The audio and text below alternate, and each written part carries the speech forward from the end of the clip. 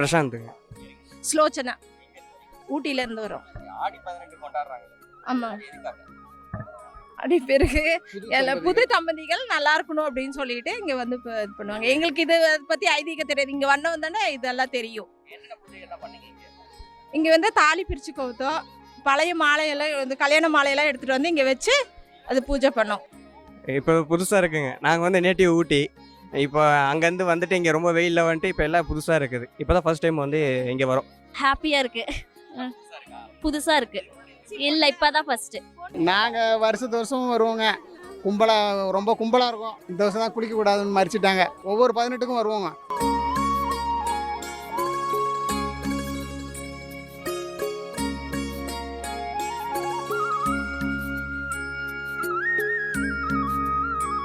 எங்களுக்கு ஆடி 18 நாங்கள் விசேஷமாக கும்பிடுவோம், சாமி கும்பிடுவோம், ஆக்கியறைக்கு சாப்பிடுவோம், குளத்துக்கு வருவோம், கோயிலுக்கு போவோம். நம்ம புதுசாக கல்யாணம் பண்ணோம், தாலி பிறகு காவேரிக்கு வந்தோம். நாங்கள் பழம் தேங்காய் எல்லாம் வச்சு தாலி எல்லாம் வச்சு சாமி கும்பிட்டு பிள்ளைங்களுக்கு தாலியை போட்டுடுவோம்.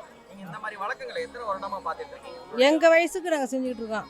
ஒரு வருடமா காவிரி ஆத்துக்கு தான் வந்து பண்ணுவீங்க? பண்ணுவோம். காவிரி கரையில வந்து பண்றாங்க. எல்லாரும் வர்றாங்க, விசேஷமாக செய்யலான்னு சொல்லி வருவோம், அவ்வளோதான். இது கல்யாணம் ஆகி இப்போ எனக்கு 1 மாதம் தான் ஆகுது. ரொம்ப சந்தோஷமாக இருக்குது. நான் ஜப்பானில் ஒர்க் பண்ணுறேன்.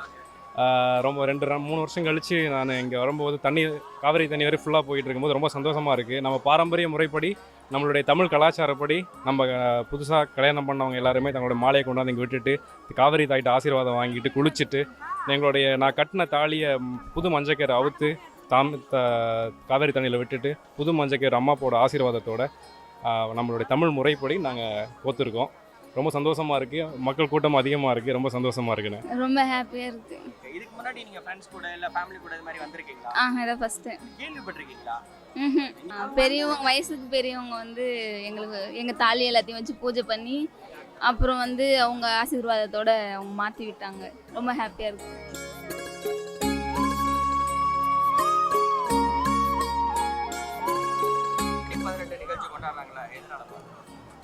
நாங்கள் ஆடி பெருக்குன்னு சொல்லுவாங்க. புதுசாக கல்யாணம் பண்ணுறவங்க வந்து தாலி பிரித்து போட்டுட்டு போகிறது நல்லது ஆசீர்வாதம். பெரியவங்க ஆசீர்வாதம் இருந்தால் நல்லா. புதுசாக கல்யாணம் பண்ணவங்க திருமங்கல்யம் பண்ணுறதுக்காண்டி ஆடி 18 வந்து எல்லாத்திட்டையும் ஆசீர்வாதம் பண்ணி மாங்கல்யம் மாற்றி போகிறோம். நாங்கள் கல்யாணம் ஆனதுலேருந்து 12 வருஷமாக வந்துகிட்டு இருக்கோம்.